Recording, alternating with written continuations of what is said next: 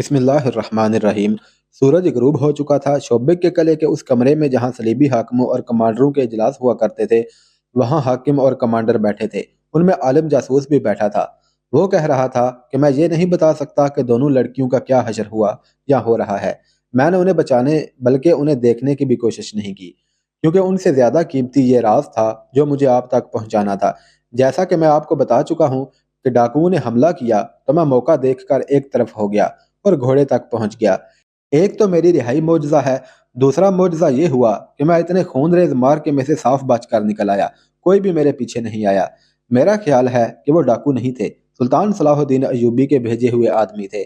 میں یہ نہیں بتا سکتا کہ اس نے ہم تینوں کو خود سزائے موت کیوں نہ دی اور لڑکیوں کو خراب کرنے کا یہ طریقہ کیوں اختیار کیا۔ یہ ایک ڈھونگ تھا۔ لڑکیاں اب ان لوگوں کے قبضے میں ہوں گی اور ظالمانہ اذیتیں برداشت کر رہی ہوں گی۔ انہیں چھڑانے کا ہم کوئی طریقہ نہیں سوچ سکتے۔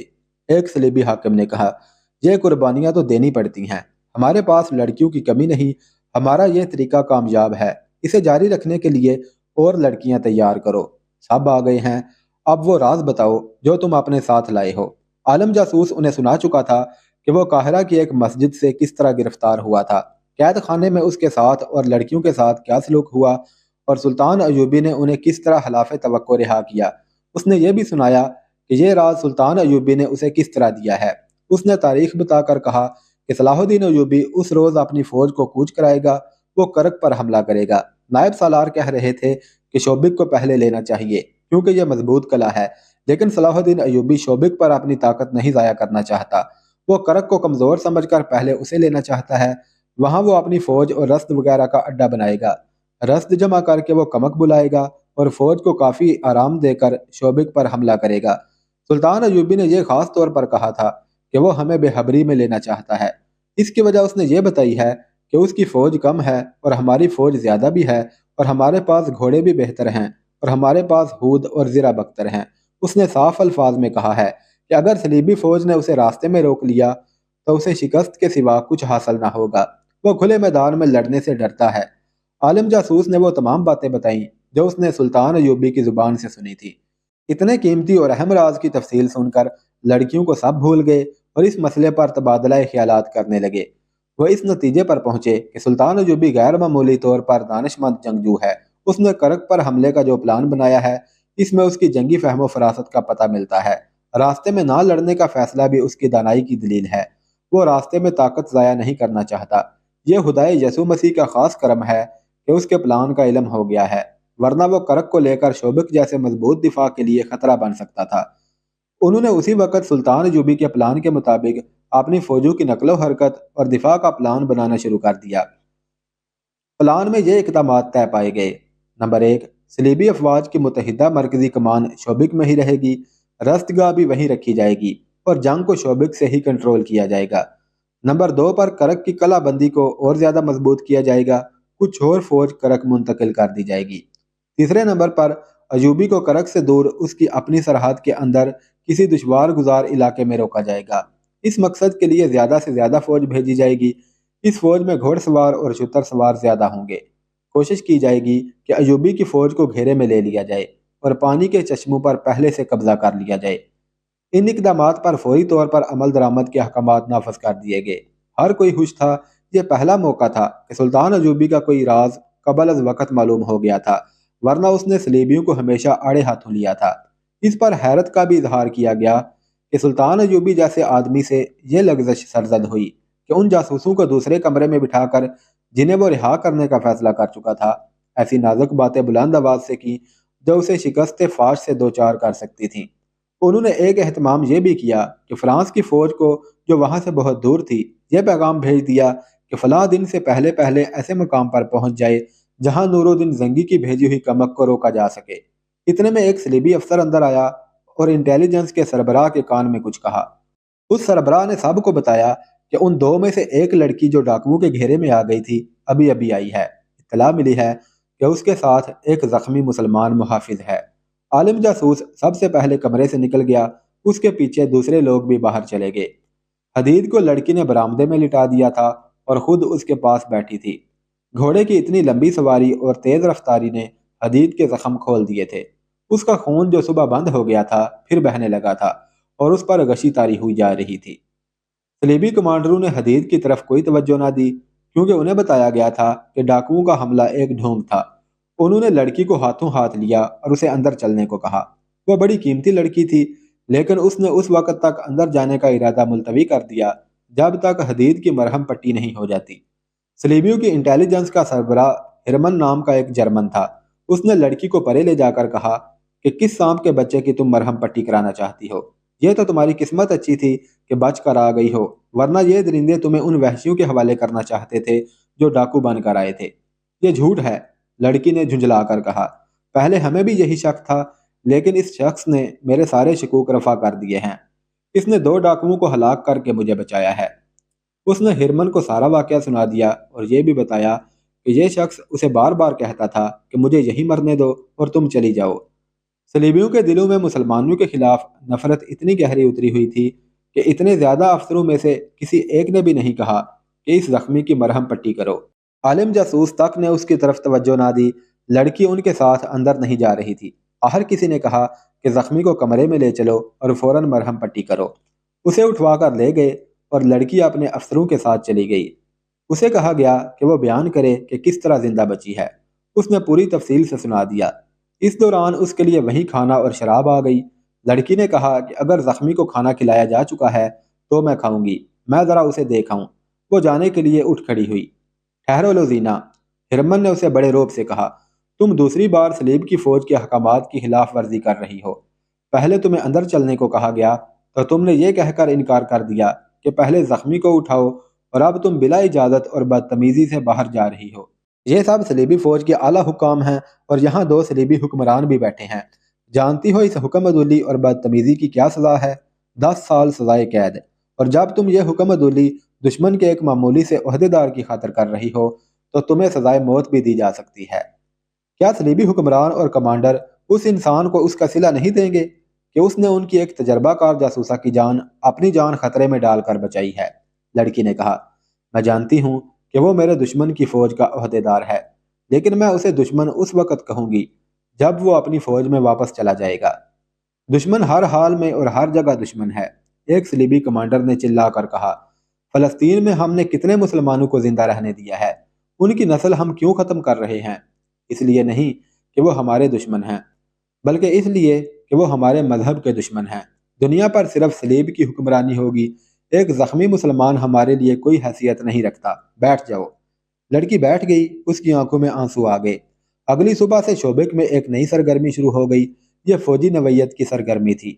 शोबिक शहर के लोग इस सरगर्मी से बेनियाज अपने काम काज में मसरूफ होते जा रहे थे। कले से फौजें निकल रही थी, सामान भी इधर उधर किया जा रहा था। बाहर से आने वाली फौज की आर्जी खैमागाह के लिए जगह खाली की जा रही थी। रसद इकट्ठी करने के लिए ऊंटों की कतारें आ रही थी। फौजी हेडक्वार्टर में भी भाग दौड़ थी। यह सारी तैयारी सुल्तान सलाहुद्दीन अयूबी का हमला रोकने के लिए की जा रही थी, और उन अहकामात पर अमल दरामद शुरू हो गया था जो गुज़िश्ता रात के प्लान के मुताबिक दिए गए थे। हर एक अफसर इस अफरा तफरी में मसरूफ था। चंद एक बड़े अफसर करक रवाना हो गए थे। सिर्फ एक लड़की थी जो इस सरगर्मी और भाग दौड़ से ला ताल्लुक थी। ये वही लड़की थी जो जख्मी हदीद को लाई थी। उसके अफसर ने उसे लोजीना के नाम से पुकारा था। रात उसे कॉन्फ्रेंस के कमरे से आधी रात के बाद फरागत मिली थी।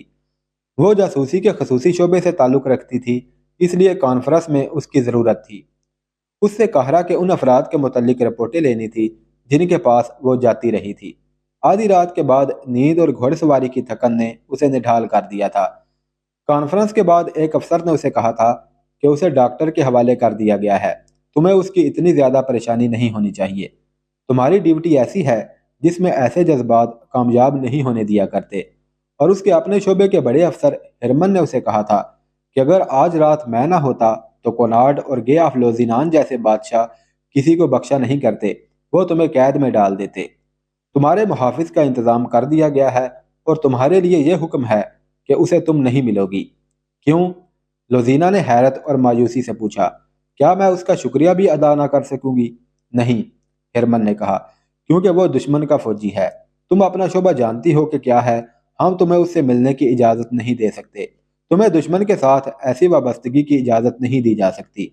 आप मुझे सिर्फ इतना सा यकीन दिला दें कि उसकी मरहम पट्टी हो गई है, लोजीना ने कहा, और उसे सही और सलामत वापस भेज दिया जाएगा। लजीना, हिरमन ने झुंझला कर कहा, मैं तुम्हें यकीन दिलाता हूँ कि तुम्हारी ये ख्वाहिश पूरी कर दी जाएगी।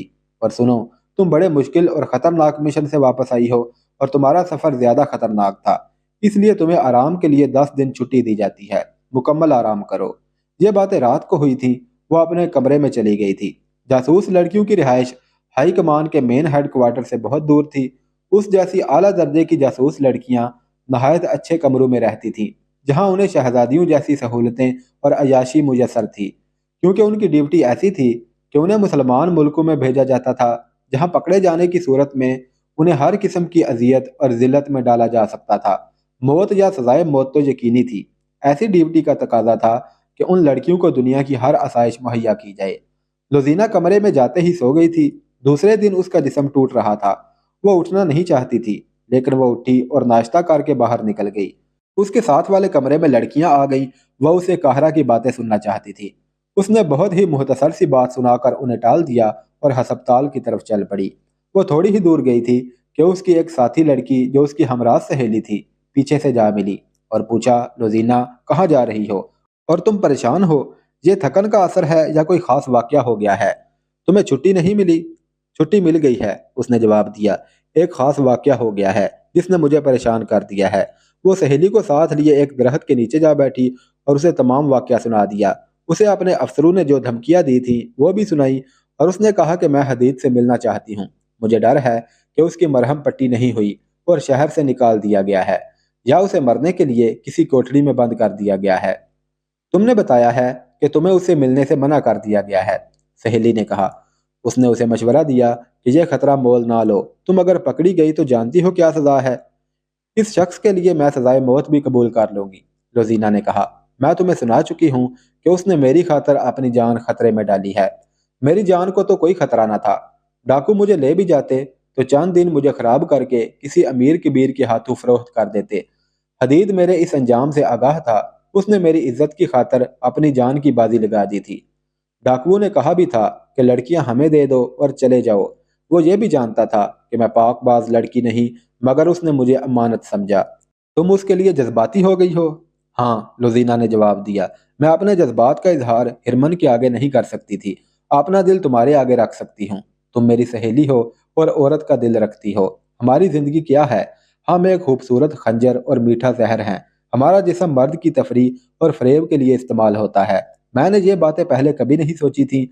अपने वजूद को जज्बात से खाली समझा था, मगर उस आदमी के जिस्म को मैंने अपने जिस्म के साथ लगाया तो मेरे वजूद में वो सारे जज्बात बेदार हो गए जो मैं समझती थी कि मुझ में नहीं हैं। मैं एक ही बार माँ, बहन, बेटी और किसी को चाहने वाली लड़की बन गई। ये शायद उसका असर था कि अपने आप को मैं बादशाहों के दिलों पर हुक्मरानी करने वाली शहजादी समझती थी। मुझ में इतनी तहरीबकारी डाली गई है कि जाबर हुक्मरानों को भी उंगलियों पर नचा सकती हूँ, मगर डाकुओं ने मुझे बिकने वाली चीज बना दिया। मुझे इस सतह पर ले आए जहां मुझ जैसी लड़कियां हर रात नए गाहक के हाथ फरोख्त होती हैं, या किसी मुसलमान अमीर या हाकिम के हाथों फरोख्त होकर उसके हरम की लुंडियां बन जाती हैं। उस आदमी ने, जिसका नाम हदीद है, मुझे इस सतह से ऊपर उठा लिया। इससे पहले मैं उसकी कैदी थी। उसने मुझे इस काबिल नहीं समझा कि मुझे तफरीह का जरिया बनाता। वो ऐसा कर सकता था। उसने मुझे नजरअंदाज किया। फिर उसने मेरी इज्जत बचाने के लिए अपना जिस्म कटवा लिया, तो मैंने बेकाबू होकर उसे अपने सीने से लगा लिया और इस सतह की लड़की बन गई जिससे मुझे गिरा दिया गया था। मुझे सलाहुद्दीन अयूबी की बात याद आई। उसने मुझे कहा था कि तुम किसी बाइज्जत आदमी के साथ शादी क्यों नहीं कर लेती। मैंने दिल में कहा था कि यह मुसलमान अहमक है। अब मैं महसूस कर रही हूँ कि हमारे दुश्मन ने कितनी अजीम बात कही थी। मैं तुम्हें साफ बता देती हूँ कि मैं अब जासूसी नहीं कर सकूंगी। मेरे दिमाग में बचपन से जो सबक डाले गए थे, वो सहरा की खौफनाक रात ने, डाकुओं के खतरे ने और हदीद के जिस्म की हरारत और उसके खून की बू ने ज़ायल कर दिए हैं। तुम इतनी लंबी बात ना करती तो भी मैं जान गई थी कि तुम क्या महसूस कर रही हो, उसकी सहेली ने कहा। लेकिन मैं तुम्हें हकीकत से आगाह करना जरूरी समझती हूँ। उसे चले जाना है। तुम उसके साथ नहीं जा सकोगी। वो अगर यहाँ तकलीफ में है तो हुक्म है कि तुम उसे नहीं मिल सकती। अगर पकड़ी गई तो अपने साथ उसे भी मरवाओगी। तो तुम मेरी मदद करो, लोजीना ने मिन्नत की। ये मालूम करो कि वो कहाँ है। मुझे सिर्फ ये मालूम हो जाए कि वो ठीक हो गया है और तंदुरुस्ती की हालत में चला गया है तो मेरे दिल को चैन आ जाएगा। हाँ, सहेली ने कहा, मैं ये काम कर सकती हूँ। तुम कमरे में चली जाओ। وہ کمرے میں چلی گئی اور اس کی سہیلی کسی اور طرف نکل گئی۔ قاہرہ میں بھی فوجوں میں بہت سرگرمی تھی۔ فوجوں کو جنگی مشقیں کرائی جا رہی تھی۔ چند ایک دستے الگ کر لیے گئے تھے۔ انہیں شب خون مارنے، تھوڑی تعداد میں دشمن کی کئی گنا زیادہ نفری پر حملہ کرنے اور ضرب لگاؤ اور بھاگوں کی مشقیں اس طرح کرائی جا رہی تھی کہ رات کو بھی دستے چھاونی سے باہر رہتے تھے۔ سلطان صلاح الدین ایوبی ذاتی طور پر یہ مشقیں دیکھتا تھا۔ وہ تیسرے چوتھے روز اعلیٰ کمانڈروں اور دستوں کے کمانداروں کو لیکچر دیتا اور انہیں نقشوں اور خاکوں کی مدد سے جنگی چالیں سکھاتا تھا۔ اس نے اس ٹریننگ کا بنیادی اصول یہ رکھا تھا کہ کم تعداد سے دشمن کا زیادہ نقصان کرنا، ہتھیار سے زیادہ عقل کو استعمال کرنا، آمنے سامنے کے مارکے سے گریز کرنا، سامنے سے حملہ نہ کرنا اور 10-12 آدمیوں کے شب خون سے اتنا نقصان کرنا جتنا 100 آدمی دن کے وقت دو بدو مارکے میں کر سکتے ہیں۔ اس کے علاوہ دشمن کے کسی قلعے یا شہر کو لمبے محاصرے میں رکھنے کے طریقے بتاتا اور قلعوں کی دیواروں میں نقب لگانے کے سبق دیتا تھا۔ اس نے تمام اونٹوں، گھوڑوں اور خچروں کا معائنہ کر لیا تھا۔ کمزور یا عمر خوردہ جانوروں کو اس نے الگ کر لیا تھا۔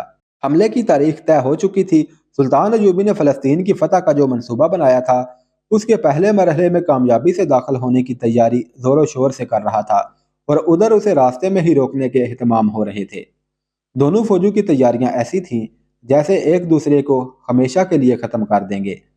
صلیبیوں کی تیاری کا دائرہ کار شوبک سے کرک تک اور مصر کی سرحدوں تک تھا۔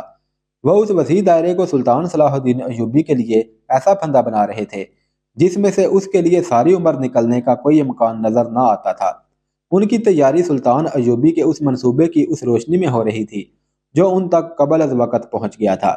ان وسیع تیاریوں کے اندر شوبک میں ایک سرگرمی اور بھی تھی جس کا تعلق جنگ سے نہیں جذبات سے تھا، اور یہ ایک خفیہ سرگرمی تھی۔ لوزینہ اپنے کمرے میں پڑی حدید کے لیے بے قرار ہو رہی تھی اور اس کی سہیلی 2 روز سے حدید کو ڈھونڈ رہی تھی۔ وہ افسروں کے ہسپتال میں بھی نہیں تھا اور سپاہیوں کے ہسپتال میں بھی نہیں تھا۔ وہ جاسوس لڑکی تھی، بڑے بڑے افسر بھی اس کی عزت کرتے تھے۔ لوزینہ کو اور ہر جاسوس لڑکی کو وہاں خصوصی اہمیت حاصل تھی۔ اس کے باوجود یہ سہیلی جس سے بھی پوچھتی کہ لوزینہ کے ساتھ جو زخمی مسلمان آیا تھا وہ کہاں ہے، تو اسے یہی ایک جواب ملتا کہ میں نے اسے نہیں دیکھا۔ تیسرے دن ایک افسر نے اسے رازداری سے بتایا کہ اس کی مرہم پٹی کر دی گئی تھی اور اسے مسلمانوں کے کیمپ میں بھیج دیا گیا تھا۔ سہیلی نے جب یہ خبر لوزینہ کو سنائی تو اس پر سختہ طاری ہو گیا۔ مسلمانوں کا کیمپ ایک خوفناک جگہ تھی۔ اس میں پہلی جنگوں کے مسلمان قیدی بھی تھے اور وہ مسلمان بچے بھی تھے جنہیں کسی جرم کے بغیر صلیبیوں نے اپنے مقبوضہ علاقے سے پکڑا تھا۔ یہ مسلمان زیادہ تر ان قافلوں میں سے پکڑے جاتے تھے جنہیں صلیبی لوٹتے تھے۔ یہ کیمپ قید خانہ نہیں تھا، یہ جنگی قیدی کیمپ کہلاتا تھا۔ یہ ایک بیگار کیمپ تھا جس پر کوئی ایسا کڑا پہرا نہ تھا جیسا قید خانوں میں ہوتا ہے۔ ان بد نصیب قیدیوں کا کوئی باقاعدہ ریکارڈ بھی نہ تھا۔ یہ لوگ مویشی بنا دیے گئے تھے۔ جہاں ضرورت ہوتی ان میں سے بہت سے آدمی ہانک کر لے جائے جاتے تھے اور ان سے کام لیا جاتا تھا۔ انہیں خوراک صرف اتنی سی دی جاتی جس سے وہ زندہ رہ سکتے تھے۔ وہ خیموں میں رہتے تھے۔ ان میں جو بیمار پڑ جاتا اس کا علاج اسی صورت میں کیا جاتا تھا کہ بیماری معمولی ہو۔ اگر بیماری فوراً زور پکڑ لے تو اسے زہر دے کر مار دیا جاتا تھا۔ یہ بد نصیب مسلمانوں کا ایک گروہ تھا جو صرف اس جرم کی سزا بھگت رہے تھے کہ وہ مسلمان ہیں۔ سلطان ایوبی کو اس کے جاسوسوں نے اس بیگار کیمپ کے متعلق خبریں دے رکھی تھیں۔ حدید کو بھی کیمپ میں بھیج دیا گیا تھا۔ لوزینہ کے لیے حکم تھا کہ اسے نہ ملے۔ ہرمن کو شک ہو گیا تھا کہ یہ ایک جذباتی وابستگی ہے، لیکن لوزینہ نے اس حکم کو قبول نہیں کیا تھا۔ اس نے جب یہ سنا کہ حدید مسلمانوں کے کیمپ میں ہے تو اس نے سہیلی سے کہا کہ وہ اسے آزاد کرائے گی۔ سہیلی نے اس کی جذباتی حالت دیکھ کر مدد کا وعدہ کیا اور دونوں نے ایک پلان بنا لیا۔